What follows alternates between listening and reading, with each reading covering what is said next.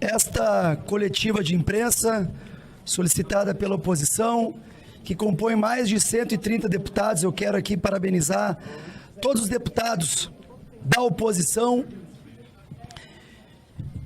que entendem que este momento é um momento de união. Eu fiz questão de também convidar o líder da oposição no Senado, nosso grande mentor e amigo, senador Rogério Marinho, que também fará uso da palavra. Para não ficar uma fala pessoal, nós da oposição entregaremos para vocês um manifesto em defesa da democracia e da liberdade do Brasil. Temos veículos de imprensa de outras nações, que inclusive, após aí o deputado Gayer, já ficará à disposição para também traduzir, pois é importante que todo o cenário internacional, e não só aqui, enxergue o que está acontecendo. A oposição da Câmara dos Deputados traz à nação brasileira um alerta urgente sobre o estado de exceção que se instala silenciosamente, mas a olhos vistos em nosso país. O Brasil está vivenciando um preocupante processo de erosão de suas instituições e de ataque sistemático às liberdades individuais e coletivas. A censura, a perseguição política contra aqueles que ousam discordar do establishment é flagrante. Jornalistas, influenciadores, políticos e cidadãos em geral, alinhados à direita, têm sido alvos de medidas autoritárias que violam princípios fundamentais da Constituição Federal e tratados internacionais de direitos humanos.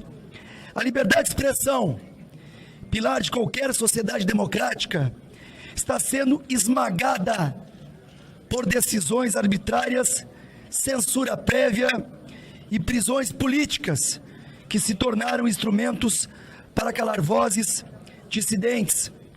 Isso sem contar os sem números de abusos contra as leis vigentes, com prisões sem fundamento jurídico idôneo, como no caso de Felipe Martins, preso por uma viagem jamais feita. A imprensa livre, que deveria ser um escudo contra o abuso de poder, tem sido alvo de tentativas de silenciamento por meio de processos judiciais seletivos, bloqueio de contas bancárias e remoção forçada de conteúdos críticos ao governo e ao sistema judiciário. Os jornalistas que ousam denunciar essa escalada autoritária enfrentam ameaças, detenções arbitrárias e restrições inconstitucionais à sua atividade profissional. Os advogados, por sua vez, são impedidos de trabalhar conforme previsto pela Constituição e pela lei, sendo forçados a defender pessoas investigadas sem ter acesso aos autos dos processos, nem ter conhecimento do que seus clientes são acusados. E quando tentam fazer sustentações orais ou despachar com os juízes responsáveis pelo estado de coisas inconstitucional que enfrentamos hoje, não são recebidos e apenas encontram portas fechadas. Além disso, políticos de direita estão sendo perseguidos de maneira implacável. Utiliza-se o aparato estatal para sufocar a oposição, criminalizar opiniões e restringir direitos fundamentais. A instrumentalização da justiça para fins políticos é um ataque direto à soberania popular e compromete o equilíbrio dos poderes, que deveria ser a base do Estado democrático de direito.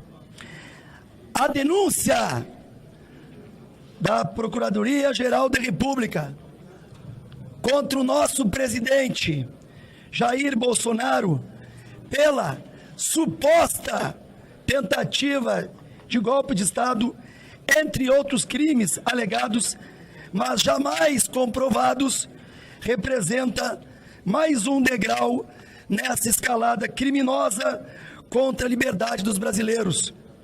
Trata-se de uma série de acusações desprovidas de evidências concretas que sustentem as graves acusações imputadas.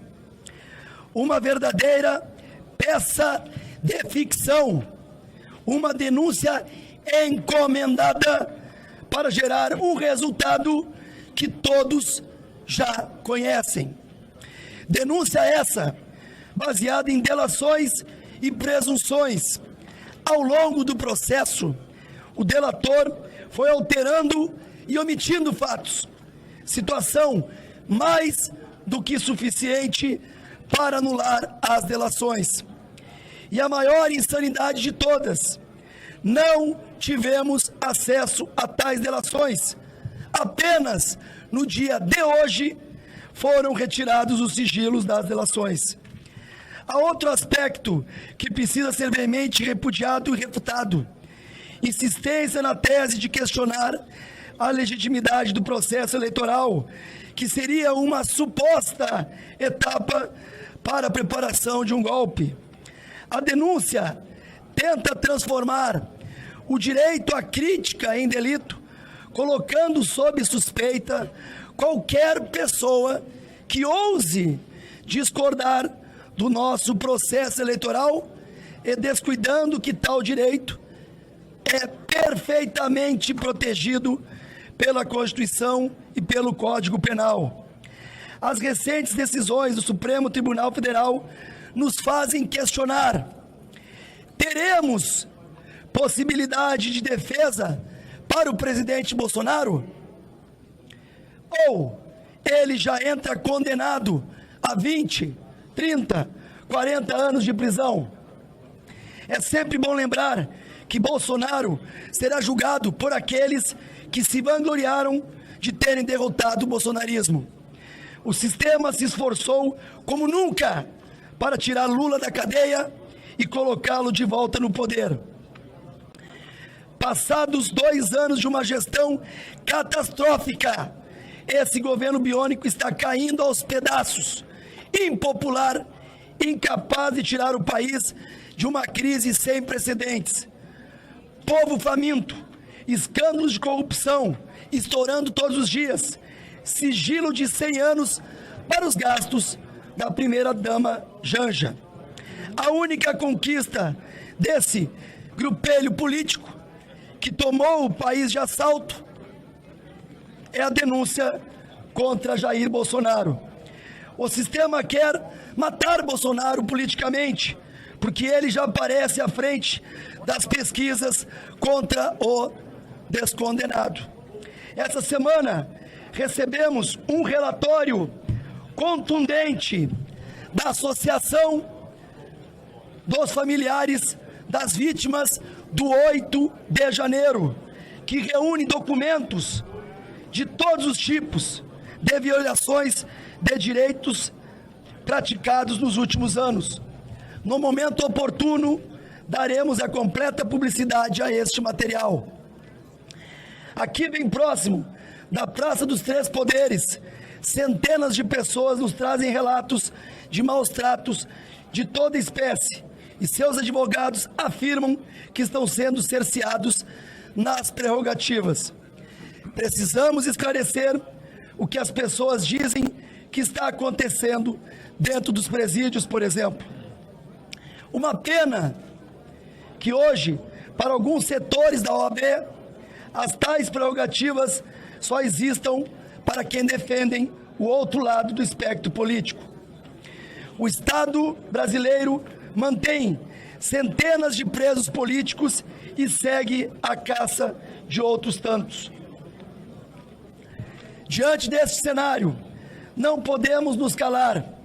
É nosso dever denunciar ao mundo o que está acontecendo no Brasil.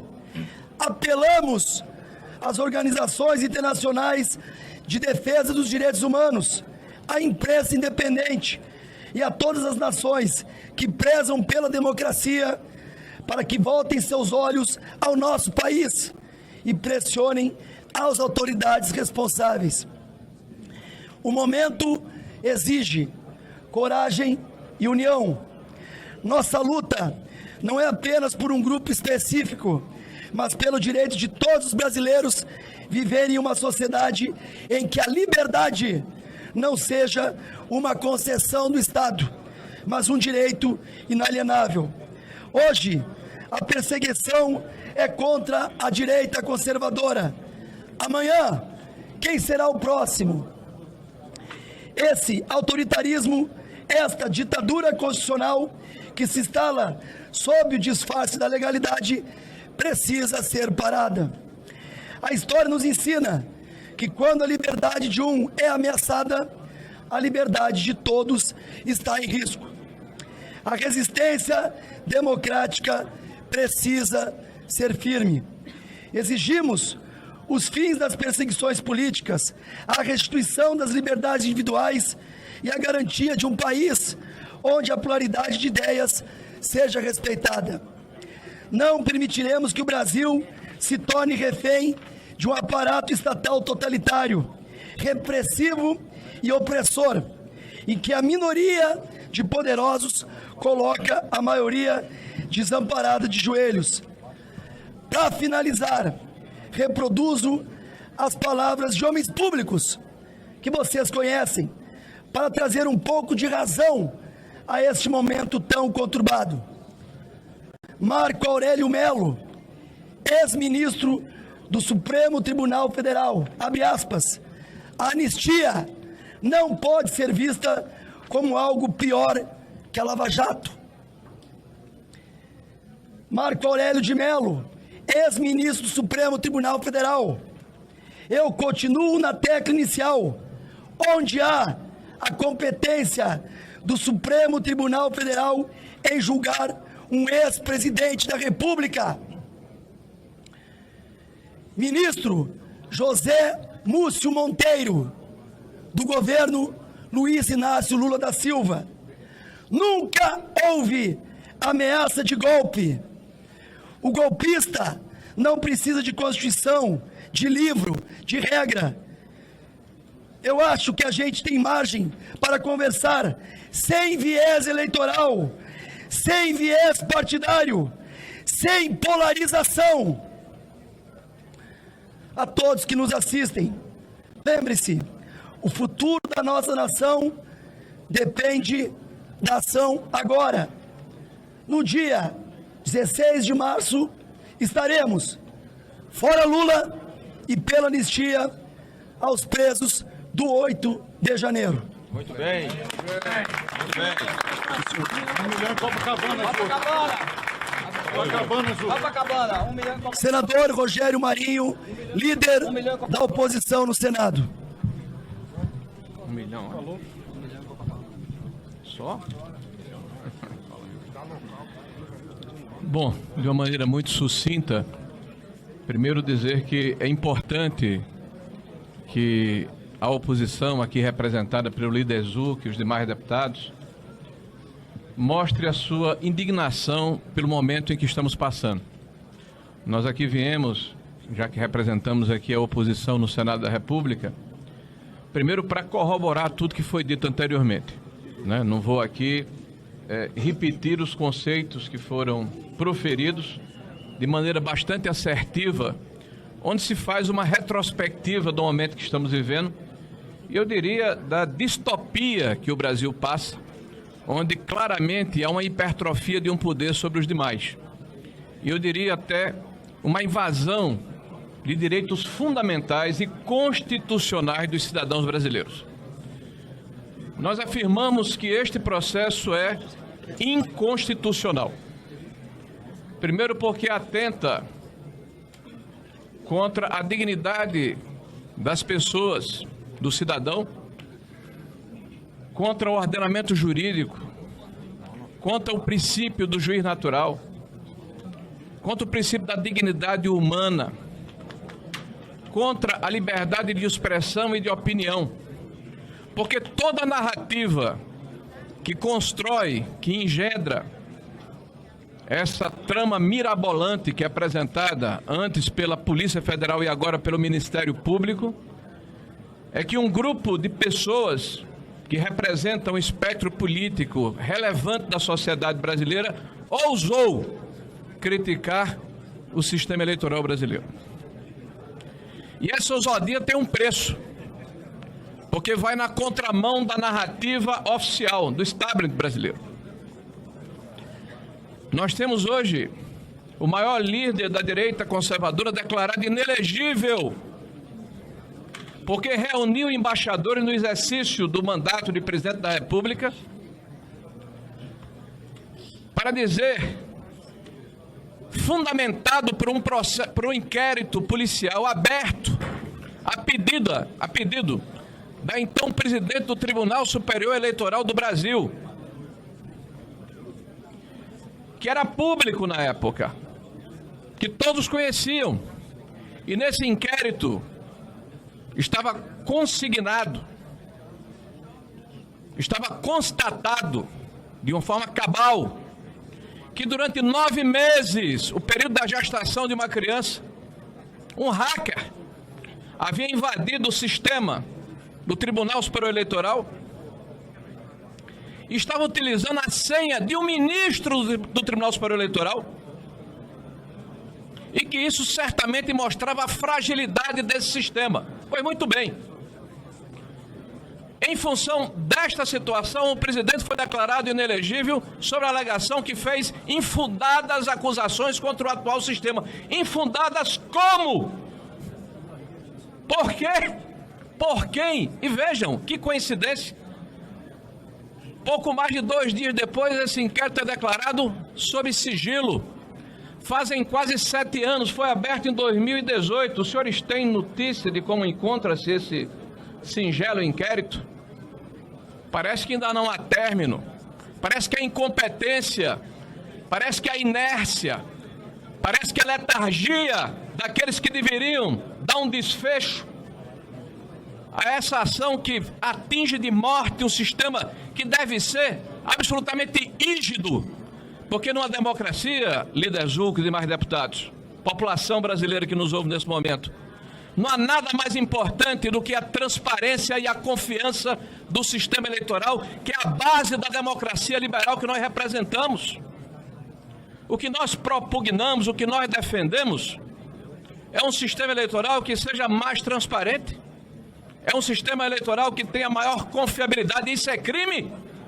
Esse é o crime de opinião que foi imputado ao senhor presidente Jair Messias Bolsonaro, que no inquérito apresentado pela Polícia Federal coloca como traço seminal inicial dessa ação 2019, o início da administração do presidente Bolsonaro, como se ele tivesse começado o mandato já se autogolpeando. Vejam os senhores o absurdo da afirmação que a Polícia Federal faz.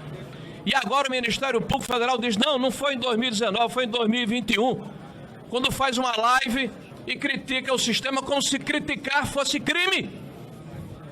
E todos aqueles que criticam são cúmplices. Pois muito bem, senhor Gonê, Vossa Senhoria se esqueceu de incluir neste inquérito 229 parlamentares brasileiros que em agosto de 2021 votaram favoráveis à mudança desse sistema pelo voto auditável. Vossa Excelência cometeu um erro, já que afirma que aqueles que criticam o sistema eleitoral são criminosos e cúmplices para tentar derrubar o Estado Democrático de Direito. O Estado de Direito Democrático rima com os comunistas lá da Coreia do Norte. Pois muito bem, senhores, vejam o inusitado dessa trama. E apoiada na delação de um cidadão que teve que depor diversas vezes para corrigir as suas afirmações em função das lacunas e incongruências que eram apresentadas. A própria imprensa publica um desabafo onde ele diz: esse é um jogo de cartas marcadas, porque o enredo está definido, eu tenho que preencher essas lacunas. Como é que nós podemos acreditar na isenção deste processo? Na isenção de um ministro que preside esse inquérito e é o mesmo ministro que se coloca como inimigo e adversário do principal acusado e se coloca como a vítima de uma eventual trama que deu entrevistas falando a respeito do que iria julgar. Deu entrevistas, senhores. E cadê a Lomã? Cadê a inércia e a imparcialidade da justiça? Nós estamos debruçados sobre a situação em que em 2023, pasmem, senhores, após o jogo começar, no final de 2023, quando vários haviam já sido julgados pelo episódio de 8 de janeiro, de repente, o Supremo Tribunal Federal muda o rito e diz que nesses casos, ao invés de serem julgados pelo Pleno, os acusados poderiam ser julgados pela turma. Muda o rito do processo no meio do jogo, quando todos já sabiam, e a imprensa preconizava, inclusive com vazamentos seletivos, que o presidente seria denunciado com penas combinadas de até 28 anos. A primeira delação do senhor Cid foi publicada pela imprensa, mas os senhores advogados não tiveram acesso a esses autos. E convenientemente publicadas para enfatizar o fato de que existia um núcleo duro composto pela senhora Michele Eduardo, coincidentemente quando um dia antes ou 2 dias antes haviam sido aventados como candidatos a presidente da República. Como crer na isenção desse processo? Quando vemos ministros do Supremo Tribunal Federal afirmarem que é necessário que este processo termine esse ano para não contaminar as eleições de 2026 e o devido processo legal e o respeito ao ordenamento jurídico e o direito de defesa daqueles que estão sendo acusados injustamente e a possibilidade de produzir provas, tudo isso vai por terra, porque nós não podemos contaminar o processo eleitoral. Nós estamos vivendo tempos estranhos, tempos desafiadores, tempos que nos levam a nos posicionar, porque se nós nos resignarmos e acharmos que isso está banalizado, ai do Brasil, ai da sociedade brasileira, ai da democracia brasileira. Hoje, muitos estão se sentindo confortáveis, porque há um processo tendencioso e parcial de boa parte do judiciário brasileiro. Não dá, meus amigos, acreditar na isenção de uma Câmara que tem entre os seus 5 integrantes, 2 indicados recentemente pelo atual presidente, que todos os dias critica e desqualifica o presidente anterior, em especial o ministro Flávio Dino, com declarações de que o presidente Bolsonaro é um serial killer, com declarações de que o presidente Bolsonaro é uma pessoa desqualificada. Esse cidadão, inclusive, era o ministro da Justiça do governo que seria eventualmente derrubado por esse pretenso golpe.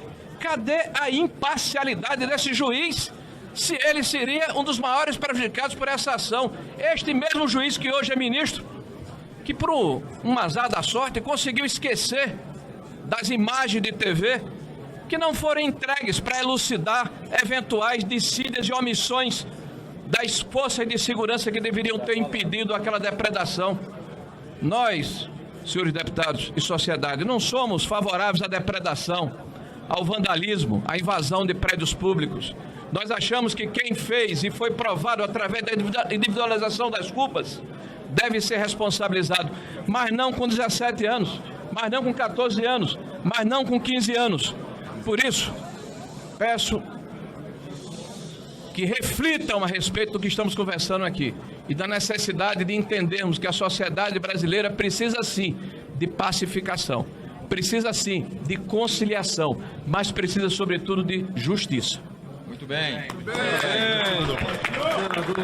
Deputada Carol Detoni, líder da minoria. Essa denúncia da PGR de mais de 200 páginas está baseada em uma única prova, em uma única evidência. Uma delação do Mauro Cid, que teve idas e vindas, altos e baixos, mudanças na sua narrativa. E mais, uma prova frágil.